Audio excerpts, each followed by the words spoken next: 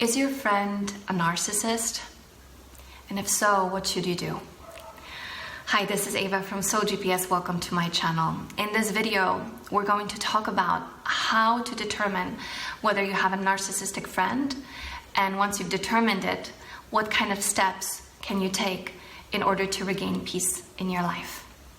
Before I get into the content of this video, I wanted to say a couple of things. First of all, thank you so much for all of your support, all of your comments, for sharing these videos, sharing this message. And if you haven't already done so, please subscribe so you can get regular content from me.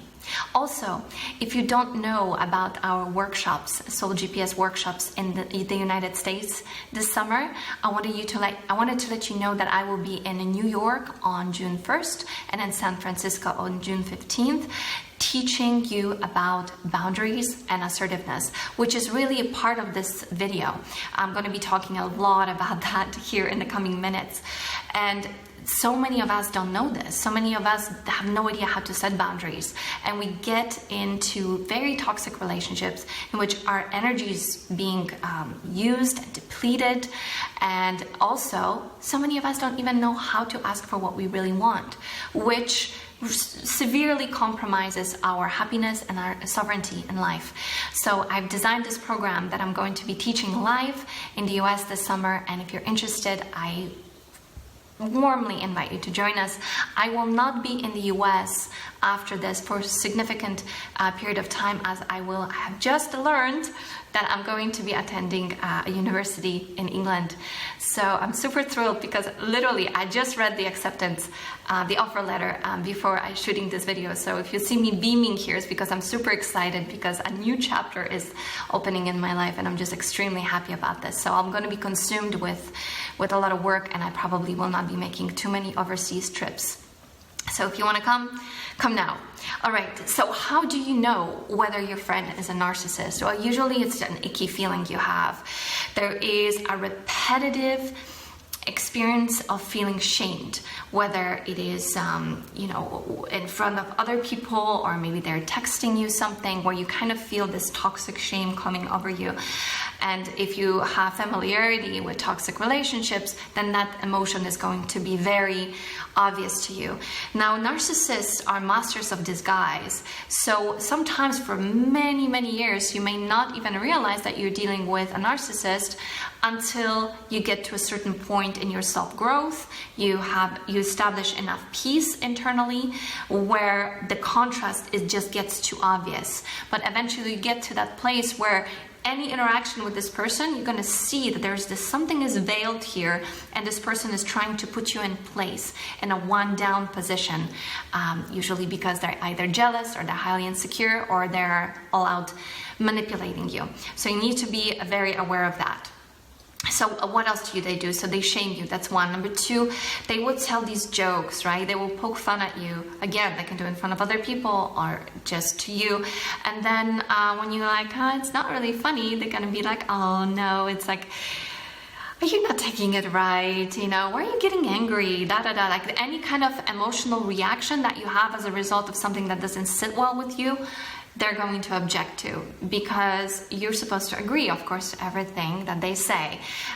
So there is not a clear distinction of boundaries here, and there's not an agreement that you two have every right to an opinion and you don't have to agree. So whenever you disagree with a narcissist, you're usually going to feel shame. They will gossip behind your back. Now, okay, so it's behind your back. How will you find out? Well, two ways. One way you find out is it circles back to you. And so one way you can test a friend like that is actually tell something that you haven't told anyone else, that may not be that important to you if somebody else finds out, and then just see if it makes its way back. It usually does when you're dealing with a narcissist, and if you're surrounded with a lot of people and the telephone line is long. So the other way is you just intuitively feel it. You can pick it up. You can pick up that something's off. Now, if you have been through complex post-traumatic stress, which you probably have if you're on this channel, but you haven't yet done the work, you haven't cleared your space within, you haven't done your inner child work, then there may be some cloudiness around your intuition. You probably are a highly intuitive person, which is which is what typically highly empathic people have already sort of built into their software. However, that gets hijacked in narcissistic relationships, is being squashed down because it's a threat to a narcissist if you are able to pick up on who they are. So coming out of the abuse and getting back reconnected with your intuition will require some work. So just be mindful of the fact, and you might be able to discern if you take a little step back and observe yourself from a bit of a distance, whether the feeling you're getting when you think about this person is the result of a flashback, is the result of a memory from the past that you're projecting onto the situation, or whether it is direct feeling from a direct experience you're having. So you can kind of read between the lines in your communication and so on, you'll be able to tell. But the more clear you get inside, the more work you do on yourself, the more your intuition speaks to you, the sooner you'll be able to tell, even if somebody's thousands of miles away, that they are actually being abusive to you behind your back. They will cancel you last minute and lie about the cause. That's going to send a message to you that something else is more important than you are, which is very hurtful. What else? They tend to be very judgmental. They mistreat people, especially those who they deem lower on the rung, on the social ladder than they are. So they will walk around with them, they will talk to you, and they will be pointing things and telling you, who's basically quality and worthy of their attention and who isn't. And they will talk about other people behind their back. You'll see that if they talk about other people behind their back to you, it's very likely that they're doing the same thing about you to them. Just kind of a rule of thumb. What else? They don't reciprocate equally, and that's not only on an emotional, energetic level, but also with things. Just sharing even food. If say you're having an open dinner and everybody's kind of tasting each other's stuff, they tend to hoard more and not let you in. They'll be very protective and so on. So maybe a silly example, but just wanted to illustrate that because I've actually seen just that. Another one, they will flirt with your partner. Yeah, if you're here because of friendship and you have actually a good relationship with your partner, and that's not a problem for you, but you notice that there's that flirtation going on, then be on your guard. Why do they do this? One is because, they feel like they can, no sense of boundaries. And another one, oftentimes, is because they come from jealousy and insecurity. And if you're happier than they are, if you have more than they have, they will do things to covertly sabotage your relationship. They may even, whisper things into your ear about them. They may, while flirting with them, or they may do other things to just be mindful of how you feel when you're having a conversation with them. Are you getting a sense that they're pulling you away? And if so, be on guard and take proactive action. Be proactive. Take proactive action. They have loose boundaries. Yeah, so most of these points that I've already listed stem from that. They feel like they can just cross right through and get right to you, tell you whatever they want to. There's no censorship. There is no diplomacy in the way that they are. There's no respect. They will just blurt whatever they want to, and oftentimes it's with an intent to criticize you. All they talk about is me, or predominantly they do that. They may not always talk about them, but they will predominantly do so. There'll be a competitiveness in a conversation. For instance, when you'll say, well, I did X, Y, and Z, and they'll be like, well, I did that too, right? So they want to kind of like outcompete you in every story you tell them. What else? They love when things are not going well for you. You can just feel it. So when you share with them, some kind of a challenge you've had, or you had a setback, you can just kind of tell that they want to know more. They're relishing in that. So again, you can feel it. You can feel that they want to know more. Whereas if you share with them a positive story, they're not really interested. What else? They will blow up and then apologize before they do it again. So yeah, anything can trigger them. And they often, have this emotionally dysregulated way of acting, or, they just sort of like are walking time bomb. Not always. Many are very good at holding it in and pretending everything is fine. So you'll have to be able to gauge which one you're dealing with. But if they do blow up on you and leave you with a mess to clean up after, then, to reconcile, all they'll say is, well, I'm sorry, I didn't mean that, or you took it too hard, too personally, and, just get over it. They will minimize, and then they're going to do this again. So it's like almost the cycle of abuse. The next cycle starts right at the moment when you're like, okay, when you let go, right? And then you open the door and it starts again. And they are very, very jealous. They're jealous of your other friends and other things. So it's like this high school drama thing. I notice this a lot with women, although men do it too, but I think less so, where they feel threatened. Like if you're surrounded with other people, they want to be the center of attention all the time. They want to be in the center of your world, and you shouldn't have any other friends. So if you've identified with any of those, more than less, then you may be actually dealing with a toxic friend. If you do, and if you're in that moment of awareness, of awakening, just take a step back. Don't share with them about the things that are happening in your life, especially if they're good, because they will try to sabotage it, not even sometimes with action, but just by devaluing it in the way that they respond and tell you about it.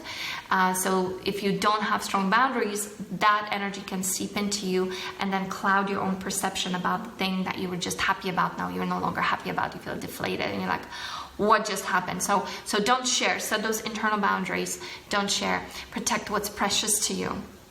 So if you have been able to really check in with yourself and see that this person, when you think of them, especially if you compare them with somebody who you really trust and feel good about, if you can sort of tell that this person is toxic, it's raising your pulse, it's raising your blood pressure, you shake when you think about them, you don't feel confident, you feel deflated, then it may be time to set those stronger boundaries.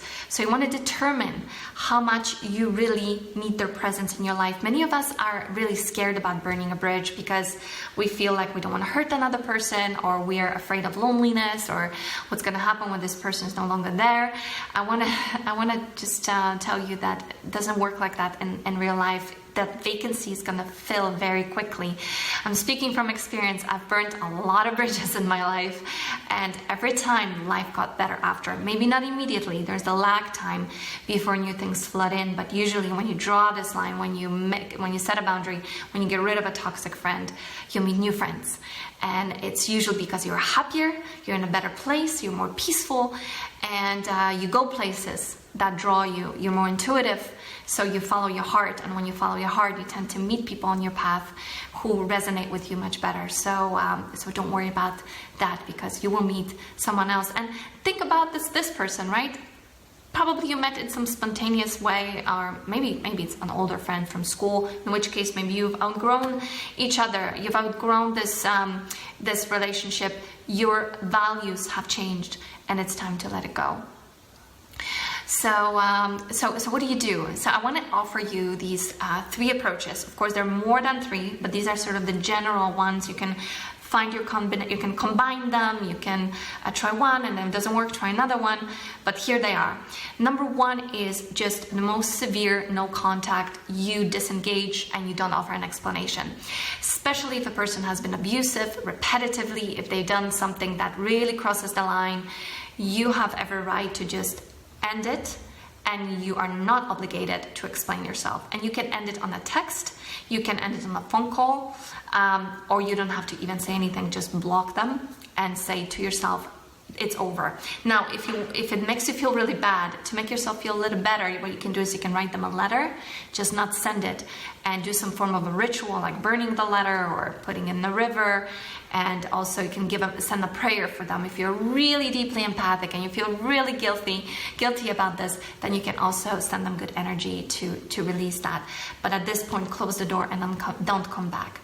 Number 2, you actually have a conversation, you have an exchange, you tell them you've had enough. This could be good, especially if you're in the process of really getting your assertiveness work going, and it might be helpful and healthy for you to actually either stand in front of them and tell them, I'm done, this doesn't work for me, I wish you all the best, but I am not interested in engaging with you anymore. Or you do it via a text or a phone call.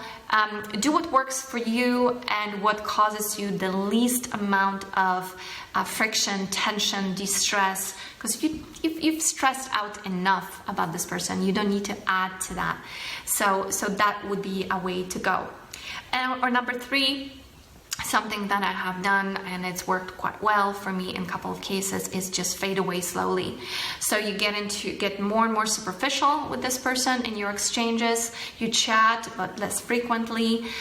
If they want to meet up, you're too busy, you can't.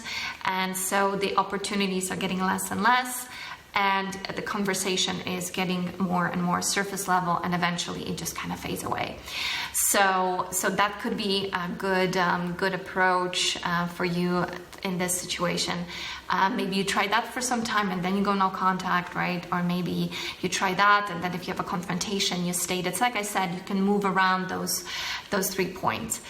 So be careful with the people you surround yourself with, because they are going to influence how you think about yourself. They're going to influence your core beliefs, which in return will determine the quality of your internal boundaries, because how we think about ourselves is how we treat ourselves, which is how we teach other people to treat us. So I hope that this was valuable to you. I'd love to hear from you, hear your comments, hear your opinions. If there are any other suggestions as to what else you can do, someone can do if they have a toxic friend, please share your stories, what worked for you. It really helps us to get in a dialogue with each other.